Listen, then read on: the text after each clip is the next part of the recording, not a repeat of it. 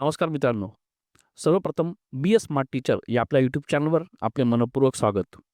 मित्रांनो, दिनांक 5 मे 2017 या तारखेला शालेय शिक्षण व क्रीडा विभाग यांनी एक परिपत्रक निर्गमित केले होते. या परिपत्रकानुसार राज्यातील सर्व माध्यमांच्या आणि सर्व व्यवस्थापनाच्या प्राथमिक, माध्यमिक, उच्च माध्यमिक सर्व शाळांमध्ये तक्रार पेटी बसविणे बंधनकारक आहे.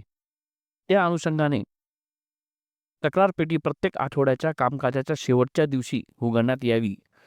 तक्रार पेटी संबंधी त्यांनी मिळालेल्या तक्रारीचा अहवाल, निष्कर्ष आणि कार्यवाही शालेय रेकॉर्ड ठेवणे आवश्यक केलेले आहे. मग हे रेकॉर्ड कशा पद्धतीने तयार करायचे याविषयी आज आपण माहिती घेणार आहोत. सर्वात अगोदर मित्रांनो, इथं महिन्याचं नाव लिहायचे. शाळेने निश्चित केलेल्या तारखेला ज्या दिवशी ते तक्रार पेटी उघडणार आहेत ती तारीख इथं लिहायची, वेळ आणि स्थळ, आपल्या शाळेचं नाव किंवा ज्या ठिकाणी आपण तक्रार पेटी उघडणार आहोत ते स्थळ इथं लिहायचं. त्यानंतर मग पुढचा पॉईंट आहे तक्रार पेटी उघडण्याची प्रक्रिया. सर्व उपस्थितांच्या समोर, म्हणजे त्यावेळेस त्या ठिकाणी व्यवस्थापन समितीचे सदस्य, पालक सदस्य किंवा इतर काही सदस्य ग्रामस्थ आले असतील, ते सर्व एकंदरीत पारदर्शक व नियमबद्ध पद्धतीने तक्रार पेटी उघडण्यात येत आहे. विद्यार्थ्यांची नावे न घेता गोपनीय राखून प्राप्त तक्रारी 3च्या स्वरूपानुसार खालीलप्रमाणे वर्गीकरण करण्यात आलेले आहेत. म्हणजे प्राप्त तक्रारी ह्या फक्त गैरवर्तणूक याबाबत नसून तर शैक्षणिक असू शकतात, त्यानंतर सुरक्षेच्या दृष्टिकोनातून असू शकतात, स्वच्छतेच्या बाबतीत विद्यार्थी तक्रार करू शकतात, तक्रार पेटीमध्ये आपली मतं मांडू शकतात. त्या अनुषंगाने आपल्याला जे तक्रारी प्राप्त झाल्या असतील तक्रार पेटीमधल्या, त्या सर्व तक्रार इथं आपल्याला पहिली तक्रार ती इथं लिहायची जी आपल्याला प्राप्त झाली असेल, आणि त्यावर आपण केलेली कारवाई, म्हणजे उपस्थित सर्व जे मान्यवर असतील, व्यवस्थापन समितीचे अध्यक्ष किंवा महिला सुरक्षा समितीचे अध्यक्ष असतील, त्यांनी या तक्रारीवर काय निर्णय घ्यायचा, काय कार्यवाही करायची, हे थोडक्यात इथं लिहावं लागेल. त्यानंतर याच पद्धतीने तक्रार क्रमांक 2, तक्रार क्रमांक 3 आणि त्यांची कार्यवाही आपल्याला इथं थोडक्यात लिहायची आहे. शेवटचा शेरा, विद्यार्थ्यांच्या सुरक्षिततेस, मानसिक आरोग्यास व शैक्षणिक वातावरणास सुधारण्यासाठी प्राप्त तक्रारीवर वेळोवेळी योग्य व आवश्यक कारवाई करण्यात येईल.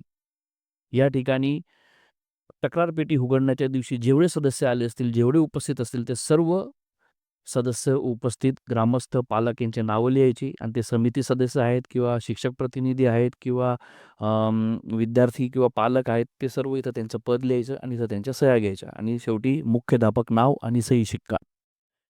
या पद्धतीने आपण अहवाल लेखन करायचे. आणि शेवटी जर कधी कोणताही तक्रार प्राप्त झाली नसेल त्या दिवशी, तर सरळ इथं लिहून द्यायचं की सर्वांच्या समक्ष एकही तक्रार प्राप्त झाली नाही.